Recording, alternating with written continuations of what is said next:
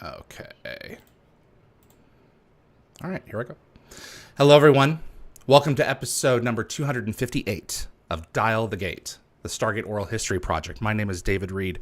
Thank you so much for joining me in this hour. I have really been looking forward to this one.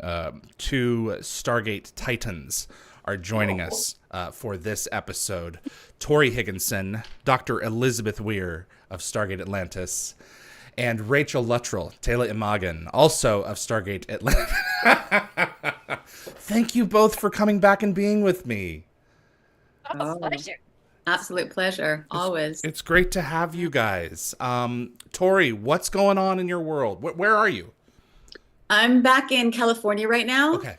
Which has been great because I've had the last 9 years, I've been working up in Montreal, which is weird because it's been at 5 different shows, but they've all taken place in Montreal. So I kind of fell in love with that city, but I hadn't had a summer in California for 9 years. So my fingers are filthy. I'm just gardening. I'm going back after this to do some more gardening, and I'm feeling really happy about that.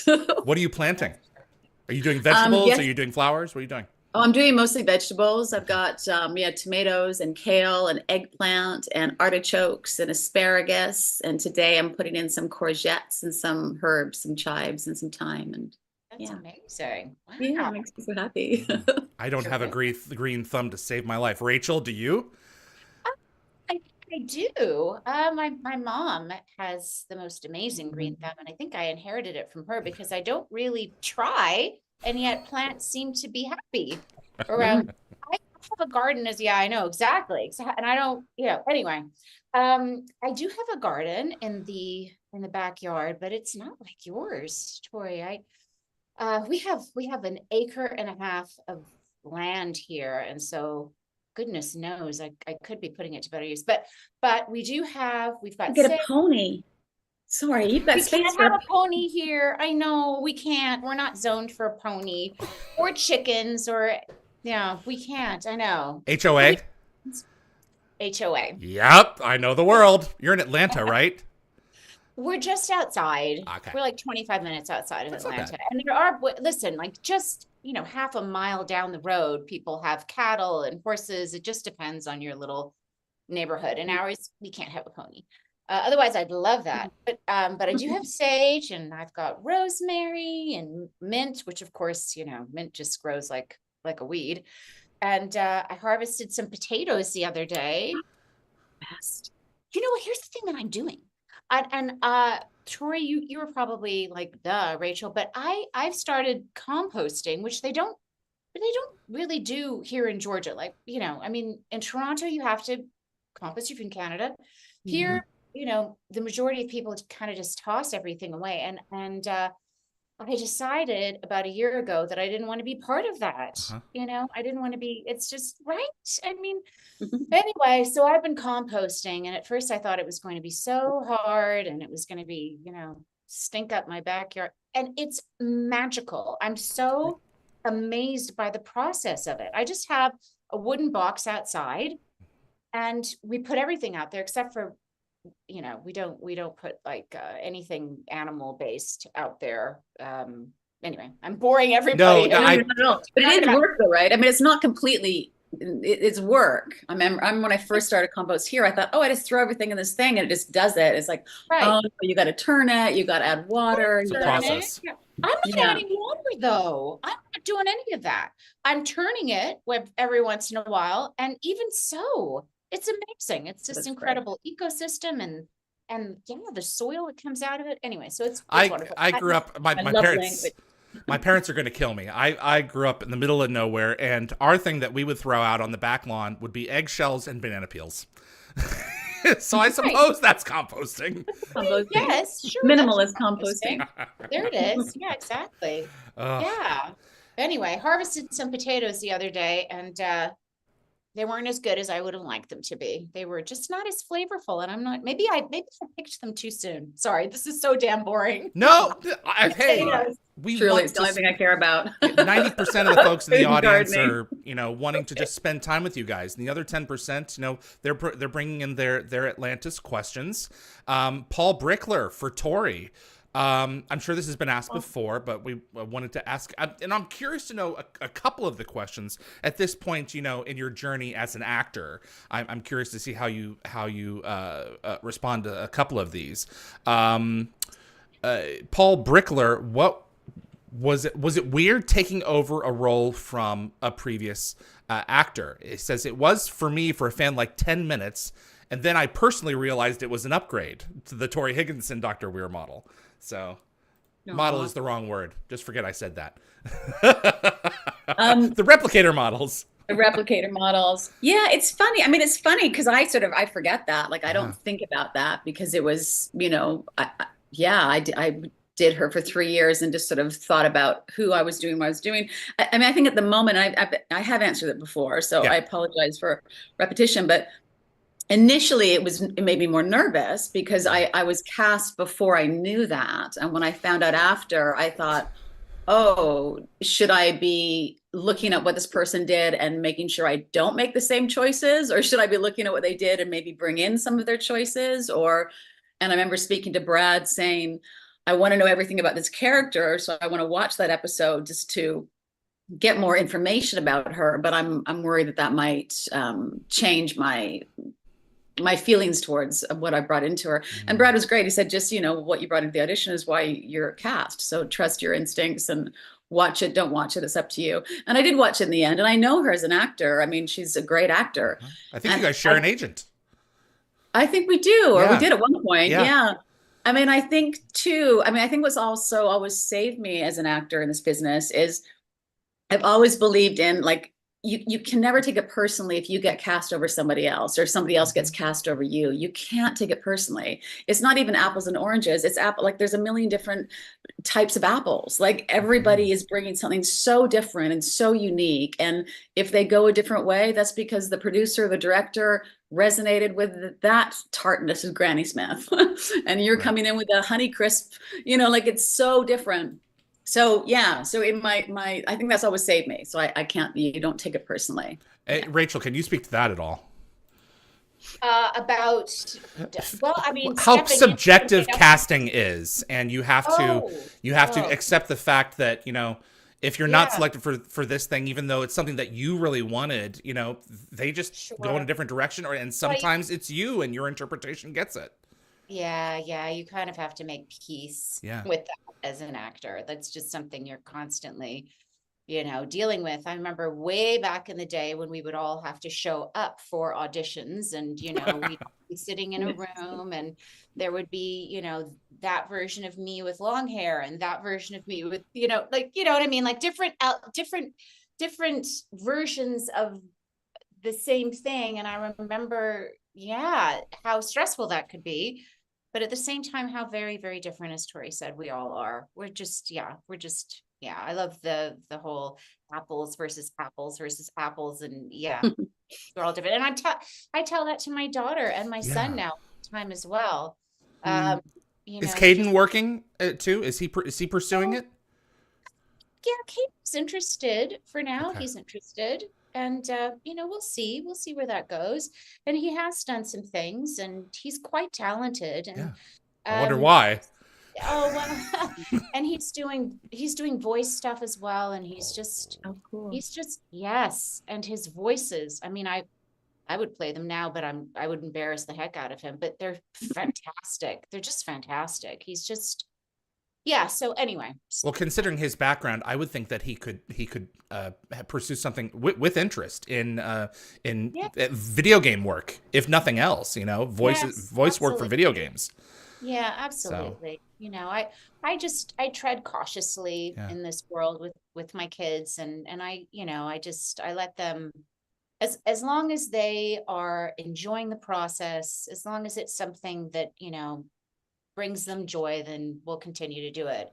But once we get to a place, if we ever get to that place, maybe we won't, where it's stressful or, it fills them with anxiety and there's that comparison thing or what have you, then we will stop doing it. But for now, What about joy? Yeah, absolutely. Yes. What about Ridley? And how is she? How do you navigate with a daughter with the amount of anxiety that we all that this business can bring about, and with social media and everything else, how do you look at helping her navigate her challenges in this world versus the world that we all grew up in, 80s and 90s, with what kind of the difficulties that auditioning and access in the industry had in that time frame? It's got to be very different. Yeah, it is. It is. I mean, these days we're putting everything on tape. These days, the competition is, I guess, that much more diverse and widespread, and they're seeing so many more people, so it's different, but it's the world that she knows and understands. And as I was just saying, I just we make it about having fun in the moment, and then we forget it. We forget it, and that's just always been what I've tried to instill in my little one. And she does that actually really, really well, better than I do. She had a slew of auditions, last week, and then we just let it go. She doesn't even talk about it. It's just like, okay, we did it and it was fun. So she's not hanging on. If we get it, we get it. Yeah. Because, I mean, that in the early stages of my career, that really got me, and made me feel really awful, small, etc., all that kind of stuff. And it can really get into your head. And so I've just made a conscious effort to make sure that she knows that, you do your work in the room, you have fun with it, you play, and then you let it be, because you don't know. As Torri said, you've no idea why they're making the choices that they're making. But she's, like Aiden, wonderfully talented, incredibly creative, and she's had a lot of opportunities so far, which is wonderful, and it's wonderful to watch. And she's lovely on set, and she enjoys that, and she enjoys the collaborative nature of this business. And so it's been good. It's been good. I want to talk about action women for a minute here, because there was a little bit of that in Atlantis. Teresa MC, Torri, how did you get your mindset for the episode "The Long Goodbye" when you were slinging yourself over balconies with the P90? Quite a tour de force in one episode. They really made you run the gamut. Yeah, I loved it. I used to do a lot of, like, we used to say straight to video B movies, action. So I did a few action films in my 20s in Toronto, and I really loved it. Like, it's just fun. It's just I always had a bit of a tomboy in me, so I enjoyed I also always loved it, the thing with acting, when you're not acting, you're out of breath because you've been running. You're throwing a punch. You don't have to try to reach some emotional state or understand. You're just there responding to the stimuli around you. And there's something about physical work which does that in a really fun way. So yeah, that was super fun. And I was jealous of those guys who always got to go off each week and do some fun adventure. And I was sort of stuck doing admin in the office, doing the payroll. So it was nice to go, oh yeah, I get to get dirty and roll around and work with BAMBAM, who is amazing. Yeah, that was really fun. There are fewer people I know who are cooler than he is. BAMBAM is an awesome human being. And now that he's directing now, is he? I haven't seen him for years. My gosh. Oh yeah. He is. He's found his world. I mean, he's always been in the right way, but he's found his niche. Good for him. He's a delight to work with. He's so passionate, so joyful. Really would just go. I mean, I remember at the time too, they weren't paying. They weren't willing to pay for us to do rehearsals on the weekend at the time. Yes. And he would just bring out, like, you just show up in the parks on the weekend and we just work the routine. And he just did it for the passion. And yeah, really, really impressive. Rachel, did you know when you got this assignment that it would be as physically rigorous as it often was? Was that in the description? No. Or was that a byproduct of them watching you? Okay, so yes, it was a byproduct of BAMBAM. Wow. Talking to BAMBAM, talking to James about my dance background. And, you know, he just thought maybe this is something that could stick. Speaking of sticks, no pun intended. And then he gave me the sticks. He gave me, you know, the fighting sticks. And I know I did. And it took me a minute to catch up. I didn't even plan it. So, but yeah, he gave me the sticks, and he gave me a simple routine. And I was so nervous and thrown by it because I danced. Yeah. So yes, I danced, and I did a ton of choreography and a lot of musical theater, but I'd never done stage combat, and I'd never done anything like, you know, anything remotely close to stunt work. So I was quite nervous about it, and it wasn't part of Teyla's original description or any part of the audition. But I loved it. I really did, and I took to it. I took the sticks home, and I did the routine, the choreography about 100 times over with music, and then I realized how similar it was to dance. That it was just choreography, and I loved that aspect of Teyla. I loved it. Yeah. It's amazing how that these characters are not created in a vacuum, Torri. I mean, they're watching your performance. They're watching who's relating to who.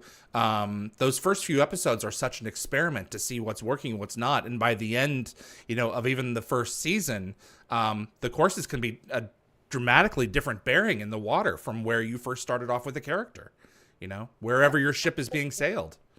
Yeah, absolutely. And so, you know, that's a testament to our writing staff, and, you know, that they were able to see that and make the characters malleable in that way, and, you know, be open to what we brought to the table as actors. So yeah. What was it like switching from Rainbow to Jason? Rainbow is someone I'm very close with, and the character and cast shakeups, they happen. Is it just a part of the biz that's like, this is just the way that it goes? What is it like to in a set where you are so dependent on one another day to day to get through it? What is it like switching out, you know, one of those personalities midstream for someone else? Is it just, this is the journey of an actor and this is how it goes? Torri, can you speak at all to that? Because I know you guys were all fairly close. Yeah, I mean, I think it is the life of the actor. I mean, I think we do know that we are dispensable. Like, you know, I've been written out of many shows. I've been, bumped from number 3 to number 1 on shows because the lead got written out, and I like, everything can happen. And it is jarring, though, even though you know that that's the case, and you know that they might do it because of personal reasons, they might do it because of ratings reasons, they might do it just to, you know, shock something, they might do it. I mean, you have no control as an actor, especially in television. You have no control. You don't even choose which take that, you know, is the one that you feel most honest about. But it is very jarring when it happens because, you know, we are little gypsies, and you know, every job is like the first day at a new school, and then you get to know the people, and you have this, and you're, you know, especially if you're working not in your hometown, so your whole social life is this group of people, and when one energy leaves, it completely changes it. It's, you know, an ingredient in a recipe, and it's going to completely change the flavor of the cake, totally. And it's not about better or worse. It's just really, really different. Yeah, and it is always jarring. It was, I mean, I adore Rainbow. It was jarring when we lost him. And that's another reason why I love conventions, because we all get to see each other and go, oh yeah, that energy. But then Jason is such a delight, and he's such a different energy. Like, you can't compare. There's no comparison at all. Again, going back to, you know, it's just, now it's going to be a different cake, and let's make the best of it. Everything goes back to food. I love that analogy. Yes, let's bring it all back to food. It's true. Absolutely. Yeah, you simply can't compare. And I love both of them. And they're so different. And it was very sad to lose Rainbow. It was so sad to lose. Yeah, because they're everybody. Everybody's wonderful, and I personally loved everybody on Atlantis. I have to say, for the first, oh Lord, how long was it? 3 weeks at least? No, maybe it was more than that. Of filming, way back in the day when we started working, I was told that at any moment I could be let go. That there was somebody, and I don't know who. It was probably an executive at the studio, wasn't 100% sold on me and my performance. And Production told you this? I don't even remember where I heard it. I think it came through my representation that it was like I was kind of on a probation. And it was awful. It was super, super. I know you're already shocked. It was very nerve-wracking, and I had my very first full-blown panic attack during that time. It was full. Anyway, so to speak to what Torri was saying, that we are exactly. But at any point, any one of us could. I was replacing an actor who played this character. I came in knowing they've already rewritten her once. I mean, maybe that'll be the thing. They have a different Weir every episode. There have been characters like that, Oh, by the way, at the end of it, look at the pattern here. That's what they were doing all along. So, yeah. Interesting. Yeah. Right. We have to put our ego aside. It's interesting in this job because I always say you have to have a really strong, thick skin, and you have to have a really thin skin at the same time. Because you have to be malleable. You have to let stuff in, but you have to protect yourself. So it's this constant balance of being available and being vulnerable, and also protecting yourself and being strong. And it's a crazy. It is. I'm interested in both of your answers on this. But Rachel, I want to know first. My favorite episode from the show is Sunday.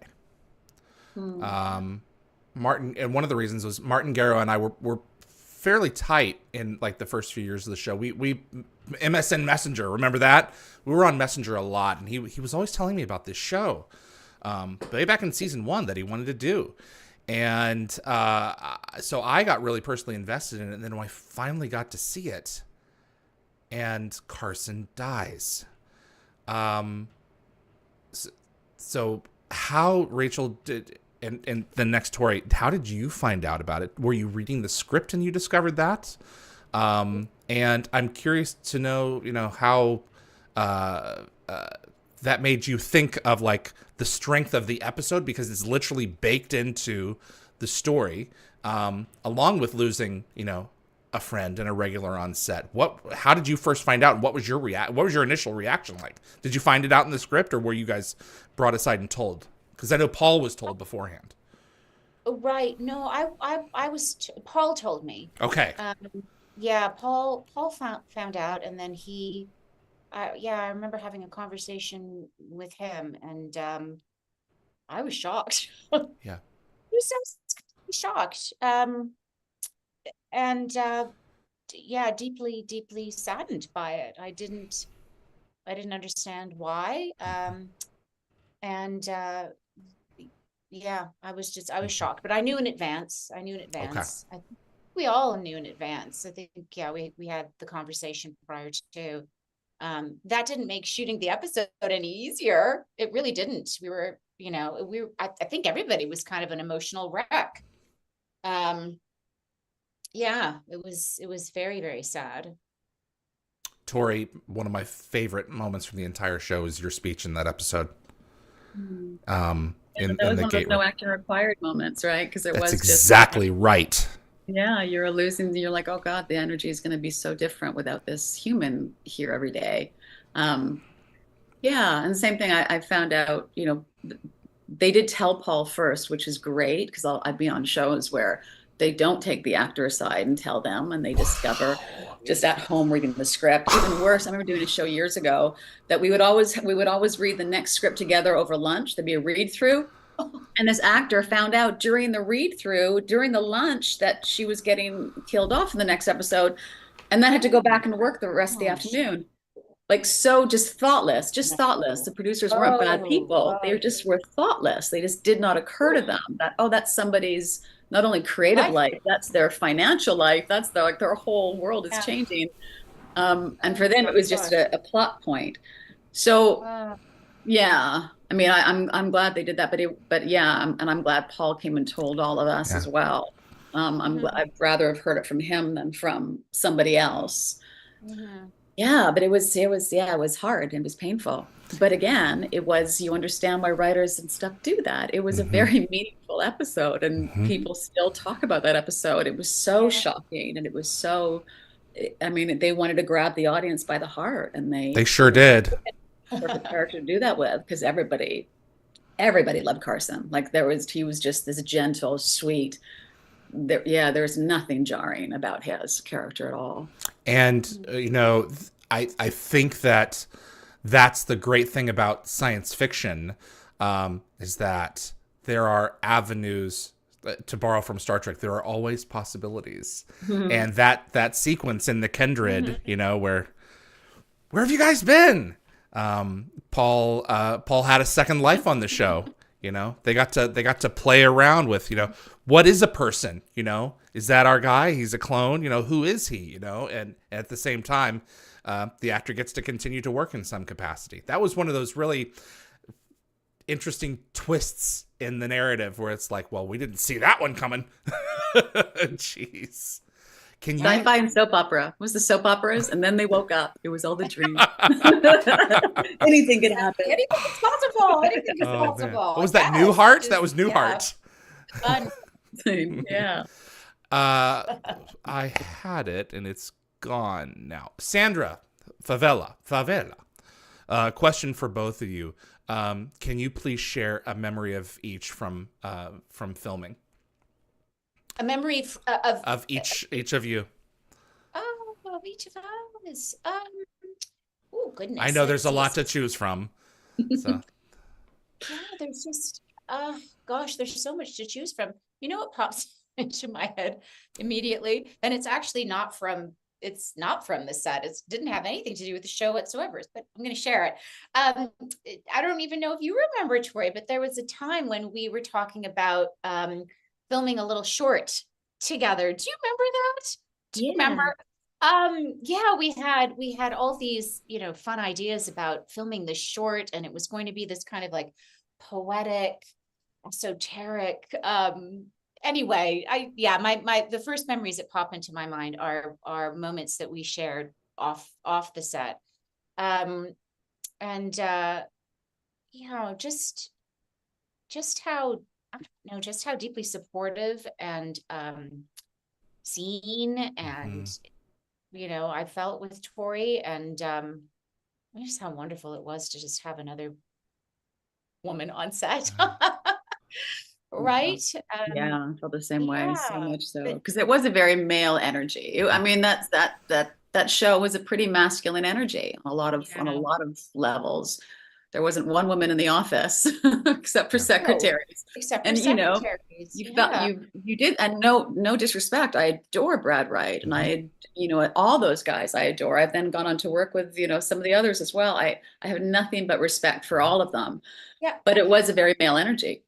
And so it meant the world to me having Rachel there. Like, it meant the world. It was I felt very safe. I felt very safe with you, and I felt very supported, and that was huge. And by the way, we did film some of that. Terry, who's now a huge, great filmmaker. Remember Kelly? Remember Corky, the driver, and Corky's daughter, Kelly Haig, and she and I became great friends. And she was married to Terry Miles, who's a writer and filmmaker in his own right. And he filmed some of that for us, that short. And I remember I'd sort of come up with a scenario, and he filmed it, and then we lost all the footage at one point. I just sort of lost it. He emailed it to me, and then I'm just chaotic, and I just lost it.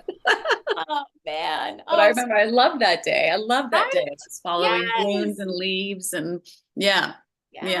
Nature and love it was about. Nature and love, exactly. I know we were so fortunate. I mean, I have been on sets where, the energy isn't always as kind as one would hope. And I have been on sets where, there's just this level of, I don't know, unease, jealousy, for lack of a better word. But there was none of that from the get-go with Torri and I. It was just lovely and grounded, and yeah, I felt very safe as well.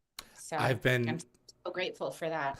I've been privileged to get to know John Smith a little bit in the past couple of years, and he talking about as a, in many respects a line producer of the show, setting a tone that we're going to do the work, we're going to have a good time, and he's going to do it. He did everything that he could, from what I could see, to make sure that everyone felt taken care of, and that there wasn't any kind of bullying or anything like that. Which, I mean, at a certain point, sometimes some of that stuff is going to happen, some of that's going to leak through. But I really got the impression, watching you guys work, that that was a rarity, if at all, that you guys had. Yeah. No. Absolutely. I need that. And I've said this before, but I will say it again. It's very evident, especially in Weir's darkest hours, that these two were friends. Because when she really has to go to have a tough conversation with someone, this is one of my favorite scenes is in the season 3 finale, when Elizabeth is like, I think I may have to stand down. What they're doing, I think, is wrong. The one that she goes to is Teyla. Mm-hmm. And that made a lot of sense to me. So there was a lot going on, that these people had lives, in this place. And the women stood up for these two women stood up for one another. They really did. And I know I've said this a lot as well, but I always, I always wish that we could have done more with that, with those two women, and what their relationship would have been in that. And because both of them were in very male circles again, and her with all the boys and the puddle jumper, and me dealing with all the American male military and politicians. And I think there could have been such a that was just one aspect, but I wish they'd fleshed out a bit more. Yeah, me too. 100%. That would have been wonderful. One of my favorite scenes of Elizabeth is in the episode 38 Minutes, very early on. Ben Cotton, what a great guest star he was, he's so great, as Peter Kavanagh, and you stare him down. There's one moment he's like, he's gonna put a conversation aside and be like, yeah, we're gonna talk about this later, and she's like, no, never again. Move along, or I'll find you a nice planet to put you on. He's such a wonderful actor. He's such a lovely human being, and his character was such a dick. I just loved it. I loved it. Oh, geez. Ballistic wants to know, Rachel, how did you feel when you stepped onto that set the first time? Was it anything like you had seen before? Did it give you an idea of, oh, this is the caliber of the work that we're going to be doing? This is where we're going with this thing. Yes. And no, I had never stepped on a set like that before at all.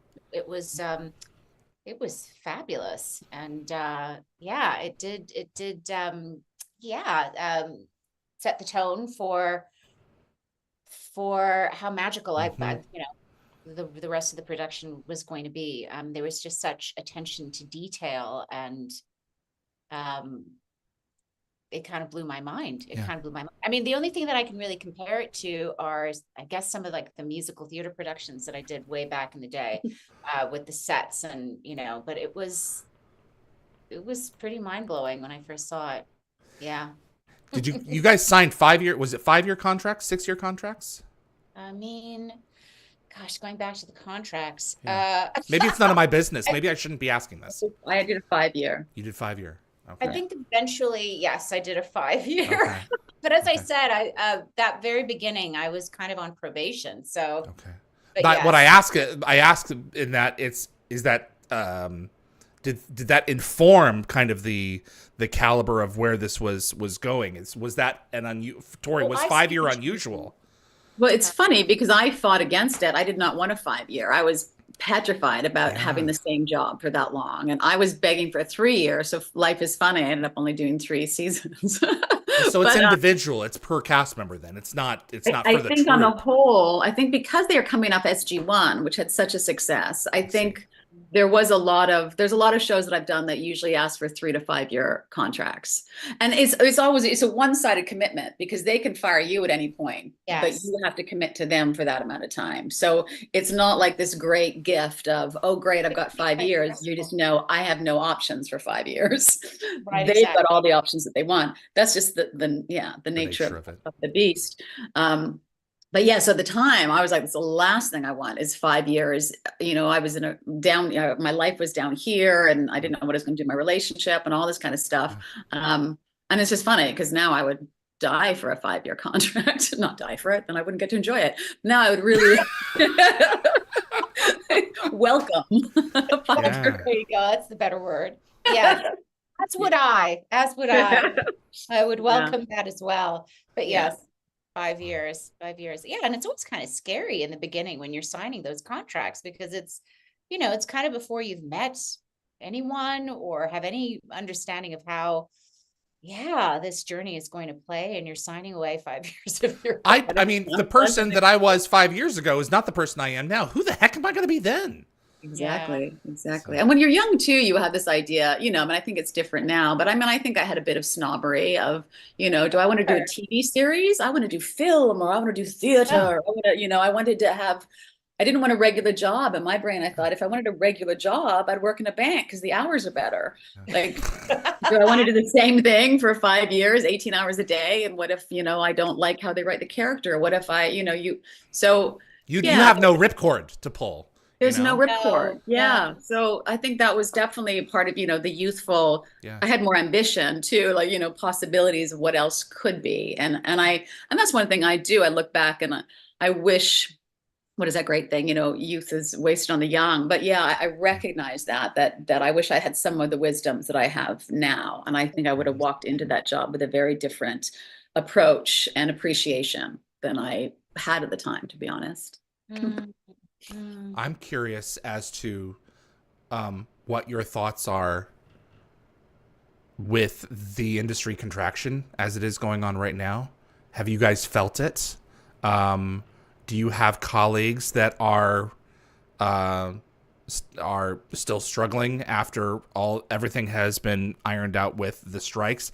I know a lot of people that I've been talking to. I don't know how real you guys want to get with this, but I know a lot of people that I've been talking to through Dial the Gate. A number of them have had to, especially in the below the line parts of the industry, switch jobs. And pick up extra work outside of the industry because they can't make it work anymore. And it's frightening to watch all these people who are artists and amazing performers and creators struggle this badly. I have serious concerns. I think we are really having to rethink our entire industry right now. I think it's changing, shifting in a huge, huge way. And it's confusing because on one level, it seems there's more platforms than there have ever been. So you would think it means there's more content, but also the platforms have changed. I think a lot of people are not watching TikTok and YouTube are huge and that's much cheaper to produce. So people I know in the commercial industry, they're not working either because people are going straight to social media influencers. It saves them a lot of money instead of paying for this $2 billion commercial. Like now they can just send somebody product and a little paycheck. It's a really different industry for sure. And on top of it, I know, I'm a woman in my 50s. That has never been a very popular time. For women especially, and now, and I can't bemoan this because I have been very privileged the last 3 decades, and my skin color has been a part of that privilege. So I am very aware that, opening up to diversity is making my life more challenging, but I have to be grateful for that. Like I am nothing but aware that I've only had the career I've had the last 3 decades because of my skin color. And now we have to share that and shift that. And so that's scary. And it's also yes, that's the truth. And what do we do next? And I don't know. Everybody I know in this industry right now is saying crickets and it's scary and old dogs, new tricks. I don't know. Yeah, right, exactly. No, it is. It is very scary and the industry is my little sister actually was telling me about we don't have a pilot season anymore. I remember back when No, and when I moved to Los Angeles, gosh, 20 some odd years ago, I mean, just the amount of work that was available to you, the amount of possibilities, the amount of auditions that we were going out on has just been completely stripped away. And now I think there were only 3 pilots that were made this year, and I think they were all for NBC, which is kind of shocking. But yeah, it's a scary time, and it's very bizarre, Tori, as you said, there are so many more platforms and so much more content, but at the same time, it doesn't feel like there are that many more, I don't know, possibilities. So yeah, no, I mean, I haven't been working for a while. Okay. And I keep hearing that it's, my time, I'm like, but I don't know. I haven't been working for a while. And as easeful as, auditioning at home kind of is, Oh, at the same time, you're kind of sending it into this vacuum.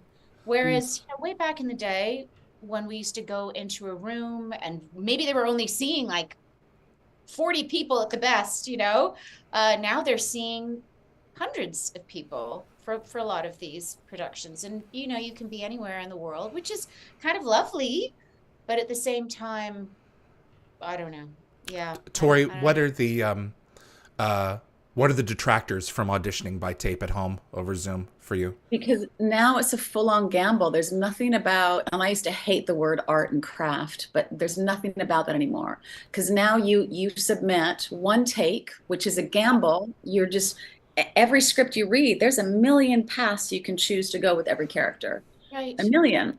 Yeah. And you used to go into a room and you had a dialogue with, if at best, the director, but even if it's the casting person had conversations with the director, knew what they were looking for, knew the tone of the show, so it felt more creative. An audition could be a creative experience that you could leave and go, great, we did it one way, they threw some ideas at me, I offered another way, we had a dialogue.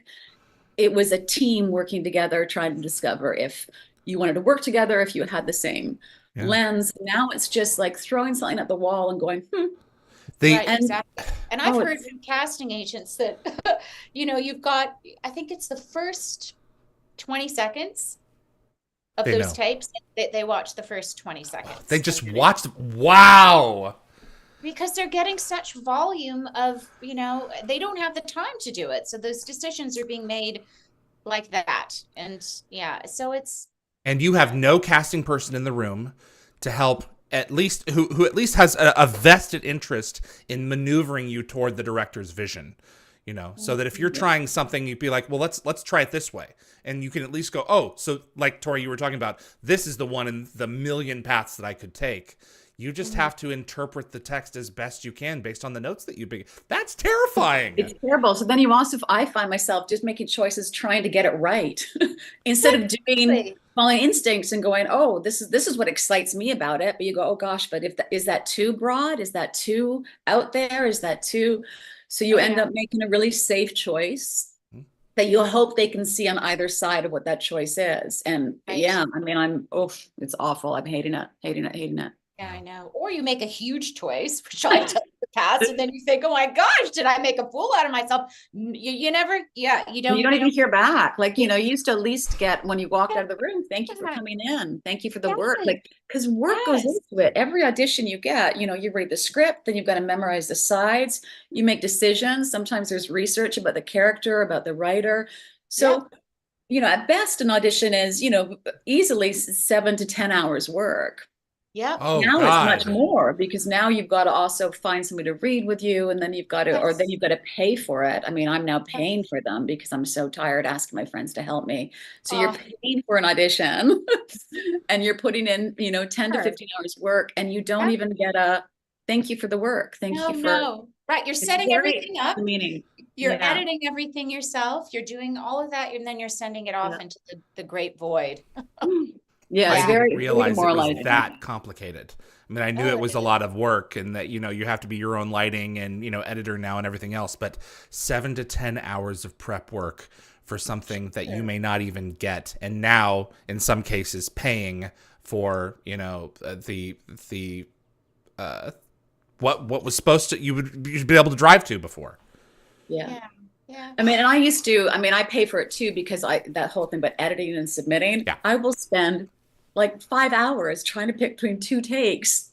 And Sure. like you go and Oh, knowing this, they're probably not even going to look at the first, No, 20 no, seconds. And yeah, I 20 am going mad over the difference from these 2 takes, and the difference probably isn't even that much. It's Sure. so, oh, yeah, it feeds all yeah. the worst parts of myself. Oh gosh, talk about being in your head, right? Which Oh is my God. try to avoid. Well, I appreciate the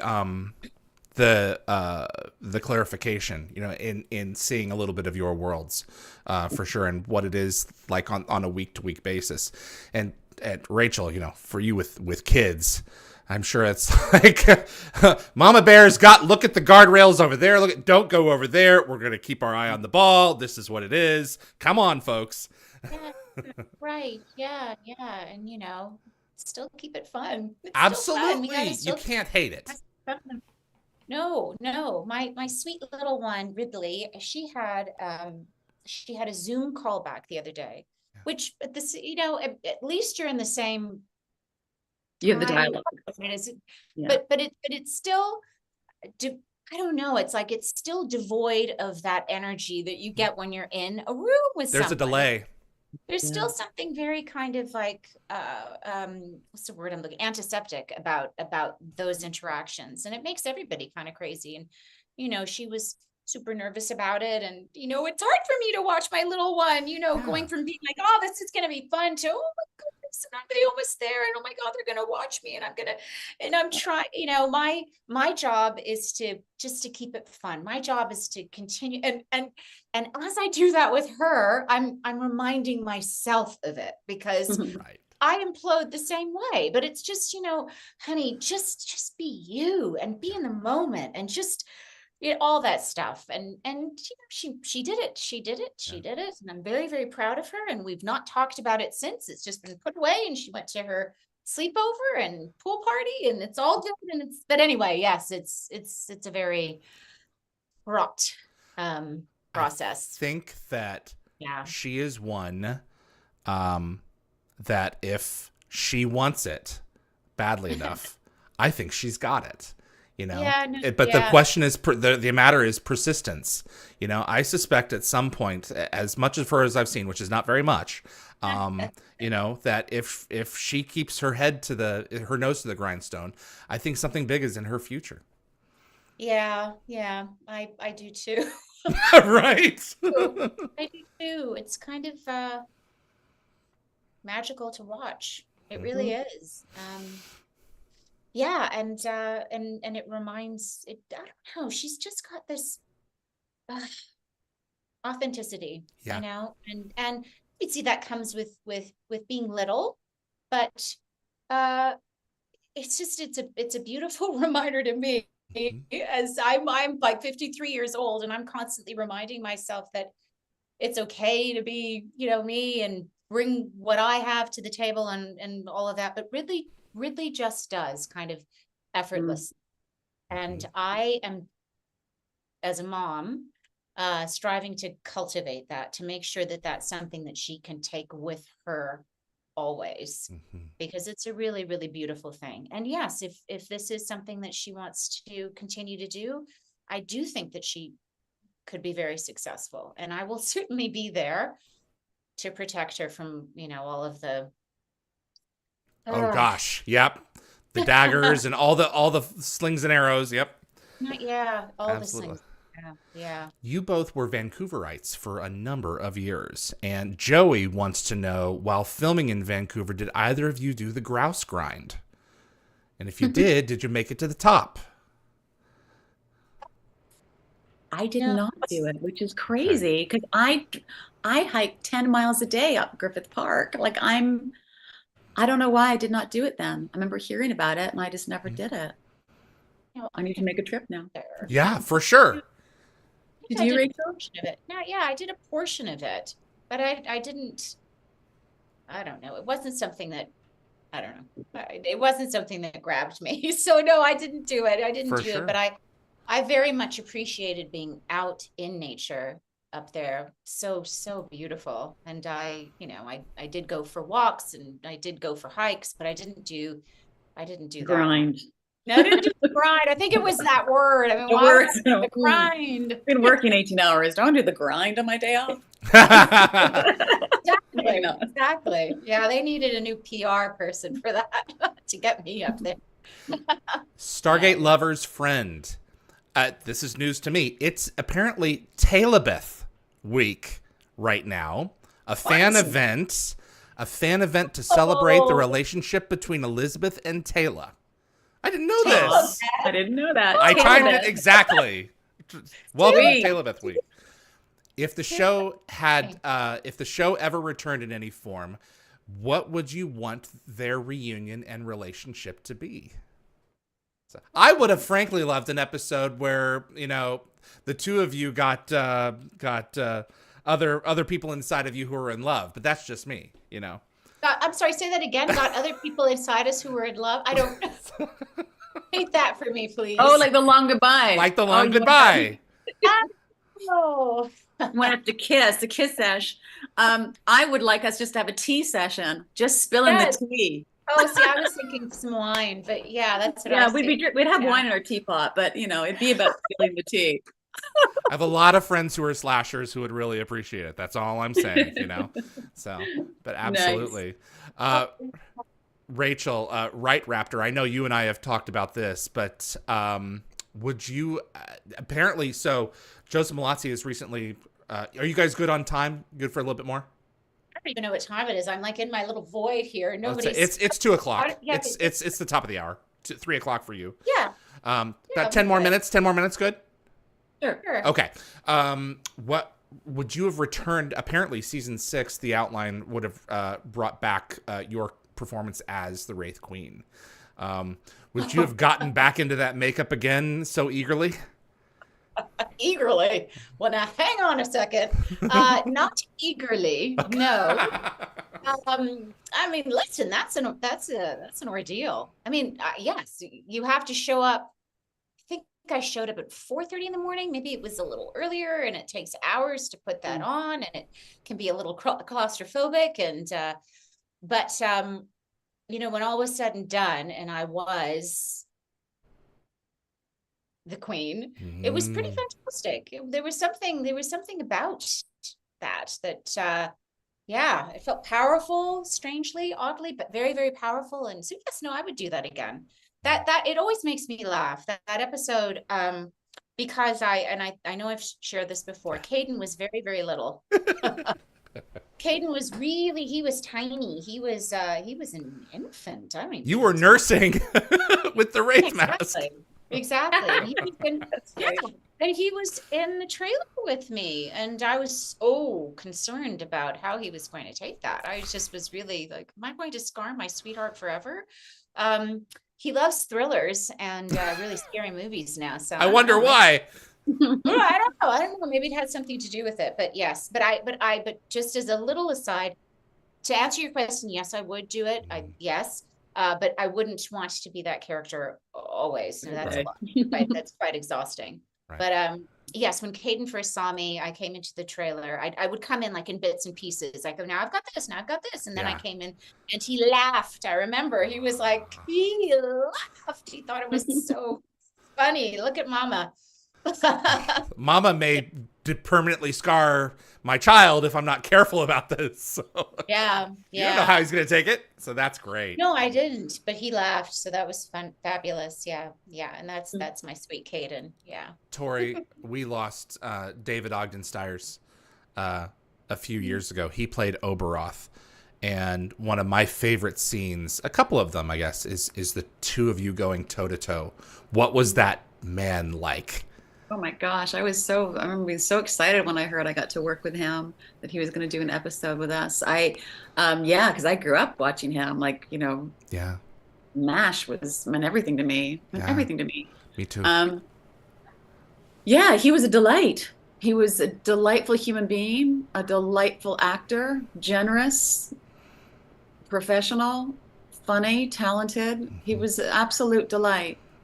I mean, we talked about, maybe we should do Shakespeare together in the Oregon Festival. And I was like, so just moved and yeah, blown away that to share space with him. He drove up across the border. They're like, we can get you a car, we can fly you up, or just like he just drove up, for the work across the border, made a road trip of it.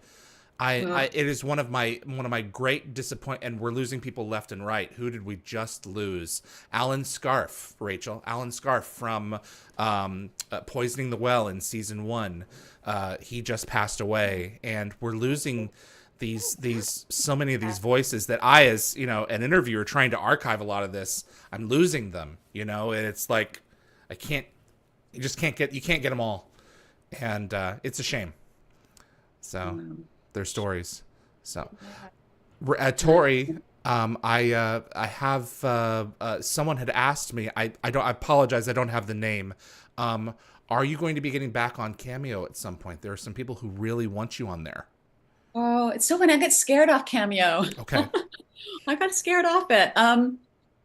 But I think I might, because I just life is it might be helpful, and so I might do it again. I think I just have to create different boundaries, because in the past it was just weird. Like I didn't know how to say no to people. The same person would ask for a video all the time, and I felt that I was abusing them. Going, you're giving me so much money. Like it just felt uncomfortable. I thought this is not a healthy amount of times you should be asking for a video from me. And then this person actually showed up at my house one day. So I was just like, here. I felt very boundaries were not clear with that. Completely. So, but I think that I just have to be, have my own boundaries clear, and then also not be shy to say to the app, to refuse requests at times. But I mean, I have nothing, but I'm surprised that people are passionate about me as an actor, and I'm grateful for it. But there is a line that they cross sometimes that I feel uncomfortable with, and Cameo is blurry with that. Yeah, completely. Rachel, have you had you're still running on there, right? And I probably do 1 or 2 a month. I have not had a similar occurrence that Torri was talking about. Mine happily have all been quite lovely, birthday wishes and anniversary wishes, and they've all been really, really lovely. I think there was maybe one that I just felt a little uncomfortable with, and I passed. So you can return the money then. Okay. Oh yes. Okay, good. Yeah. So that's awesome. But I had the same kind of apprehensions in the beginning, but it's been quite delightful. So it is always that. What did they say? One bad apple? Because it was, most of them were lovely, but it takes one, and then you just I get scared. I get immediately scared. There's nothing wrong with that, and as we're all figuring out these technologies as we move forward, we're all going to have to figure out our own personal boundaries with them, especially as we have these artificial creations interacting with us more and more, and setting up our digital routines more than we even realize. I think education of ourselves and transparency is all the more important as we continue to use them, and as we continue to use those tools to interact with one another. So I mean, that is a fear too. I just saw this wonderful woman who does this extraordinary TED talk, and she just showed all of these all these clips of hers doing the same TED talk in 10 different languages, and her lips are moving as if she's speaking those different languages. And she said, I do not speak all those languages. That is an AI tool.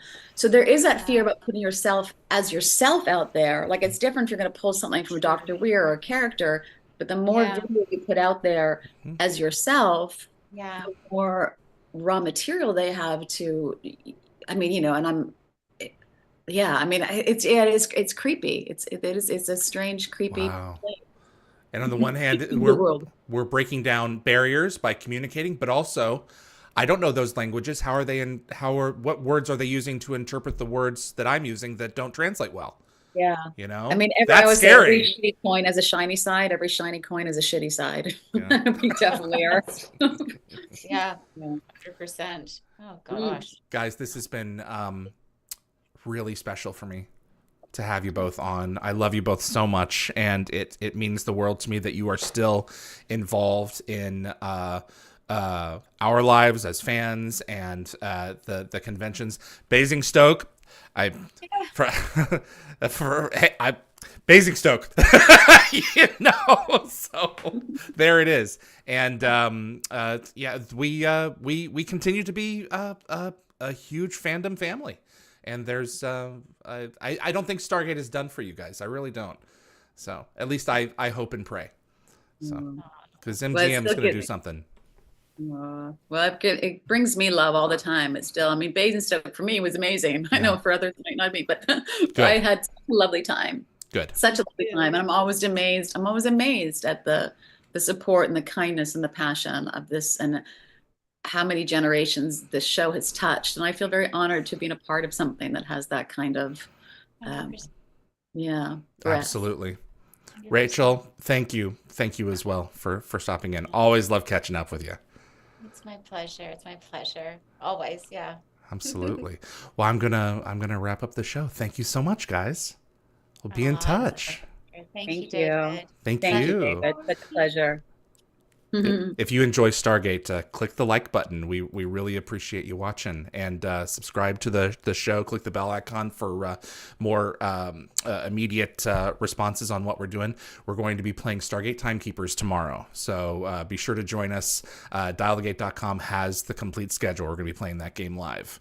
My thanks to my moderating team. You guys, you're the best, and everyone who makes the show possible. My name is David Reed for Dial the Gate, and I'll see you on the other side.